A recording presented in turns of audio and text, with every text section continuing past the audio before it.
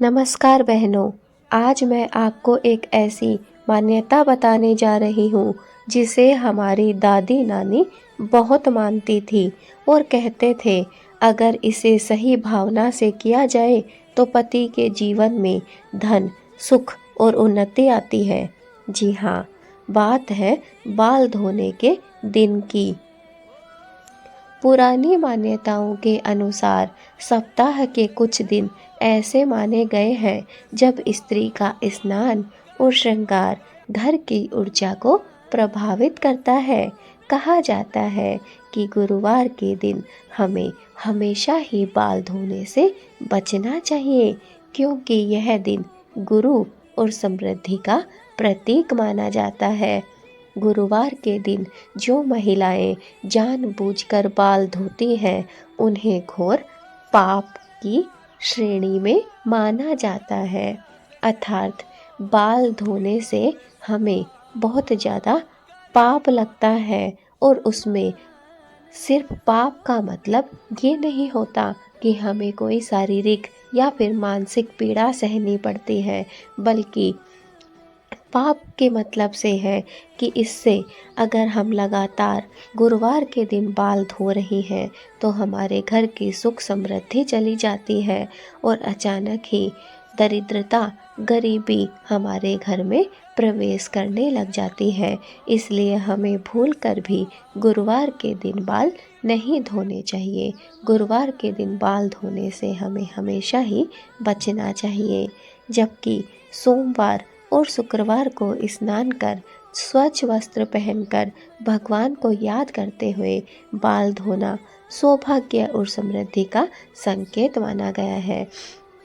जी हाँ भक्तों, वैसे तो अगर आप बाल धोना चाहती हैं तो सबसे शुभ शुक्रवार का दिन बताया गया है, लेकिन बहुत सी महिलाएं ऐसी होती हैं जो कि मानती हैं कि 7 दिन निकालना असंभव होता है।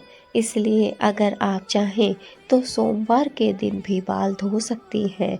इसमें ना आपको कोई पाप का दोष लगेगा और ना ही कुछ आपके साथ अशुभ होगा।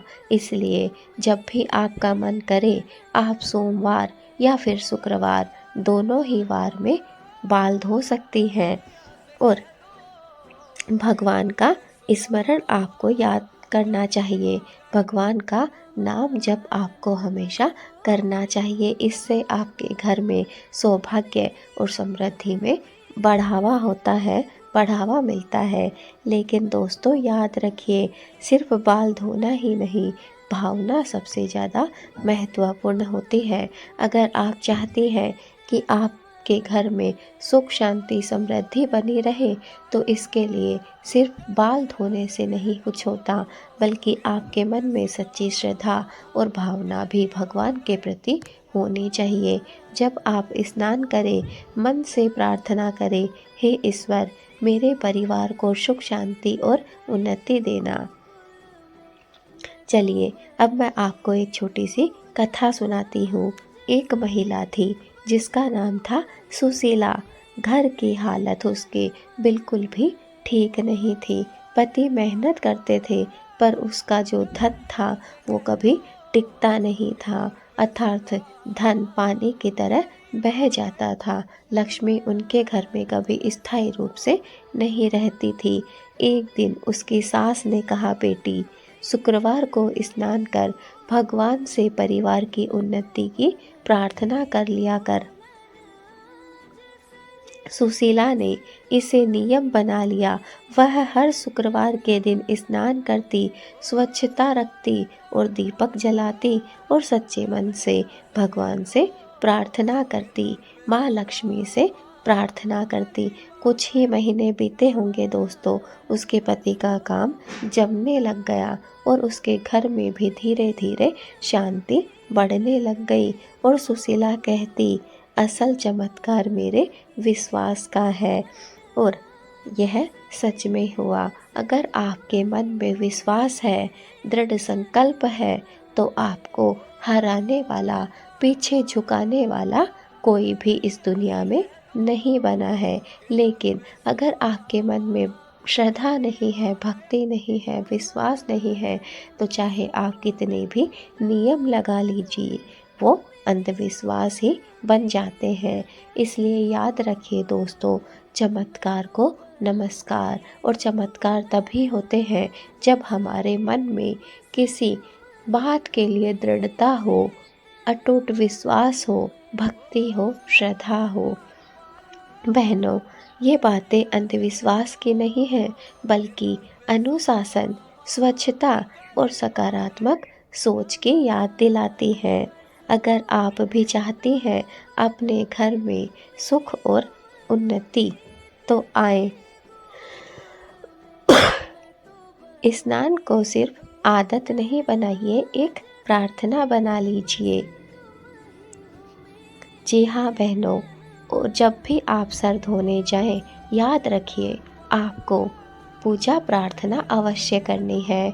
जिस भी दिन आपने सफाई की है अपने शरीर की, जिस दिन आपने अपने सर से गंदगी बाहर निकाली है, उस दिन आप बिल्कुल स्वच्छ और साफ हो जाती हैं।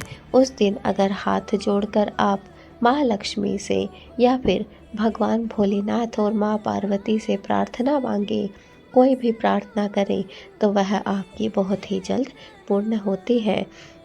दोस्तों, किसी भी कार्य को करने के लिए दिखावा जरूरी नहीं है, बल्कि आपके मन में आत्मविश्वास होना चाहिए। उस कार्य को करने का अटूट विश्वास होना चाहिए, तभी आप उस कार्य को कर सकती हैं। तो बहनों, एक तो गुरुवार के दिन आपको बाल धोने से बचना है। अगर कोई भी एकादशी हो, द्वादशी हो, तो भी आपको बाल धोने से बचना चाहिए। कभी भी एकादशी के दिन भूलकर भी बाल नहीं धोने चाहिए। हो सके तो द्वादशी के दिन भी हमें बाल धोने से बचना चाहिए। और तीसरा है अमावस्या और पूर्णिमा। जी हाँ महिलाओं, माताओं और बहनों, अमावस्या और पूर्णिमा के दिन हमें कभी भी भूल कर भी यह पाप नहीं करना चाहिए, हमें बाल नहीं धोने चाहिए। अगर आप चाहें तो शुक्रवार का दिन सबसे श्रेष्ठ है, सबसे उत्तम है, आप बाल धो सकती हैं। अगर उस दिन किसी कारणवश नहीं हो पाए, तो आप सोमवार के दिन बाल धो सकती हैं। ये दोनों ही वार श्रेष्ठ है, शुभ है। इनमें आप बिना किसी से पूछे बाल धो सकती हैं। अगर बाल नहीं धोना हुआ और कोई विशेष इमरजेंसी आ चुकी है, आपको बाल भी धोना अनिवार्य है, तो आप रविवार, बुधवार या फिर मंगलवार के दिन भी बाल धो सकती हैं। तो अब आप समझ गई होंगी कि बाल धोने का नियम क्या है। इससे हमारे घर में सुख शांति और समृद्धि आती है। हमारे जीवन में जो परेशानियां हैं वो दूर होती हैं। जो भी मैं आपके लिए वीडियो लेकर आती हूँ, वह अंधविश्वास को बढ़ावा देने के लिए नहीं, बल्कि आपके जीवन में स्वच्छता बनी रहे, सकारात्मकता बनी रहे और आपका अनुशासन बना रहे, इसके ही ऊपर मेरी वीडियो का ज़्यादा फोकस होता है। जो भी इस वीडियो को देख रही होती हैं, बस मेरा एक ही मकसद होता है कि वो सत्य को प्राप्त कर सके और उनके जीवन में स्वच्छता आए, सकारात्मक सोच आए और उनका जीवन अनुशासन से भरा रहे। जब आपके जीवन में अनुशासन, स्वच्छता और सकारात्मक सोच आएगी, तो आपके घर में सुख शांति, समृद्धि और उन्नति भी धीरे धीरे प्रवेश करने लगती है। और जो मैंने आपको यह कहानी बताई है, यह कोई साधारण कहानी नहीं है। यह है विश्वास पर टिकी हुई कहानी, यह है आत्मविश्वास की कहानी, यह है मनोबल की कहानी। अगर आप में विश्वास है अपने परिवार को बनाए रखने का, आप में विश्वास है दृढ़ता का, तो फिर आपको हिलाने वाला कोई भी नहीं हो सकता है। कोशिश करिए कि आप बने रहे, जमे रहे, आपका परिवार स्वच्छ रहे और हर जगह आपको सुख शांति और समृद्धि प्राप्त हो। मेरी हर एक वीडियो का मकसद यही रहता है। अगर आप भी चाहते हैं कि आपके घर में सुख और उन्नति आए, तो स्नान को सिर्फ आदत नहीं, एक प्रार्थना बना दीजिए। जी हाँ महिलाओं और माताओं और बहनों, अगर यह बात आपके दिल को छू गई हो तो कमेंट में लिखिए, मैं विश्वास रखती हूँ।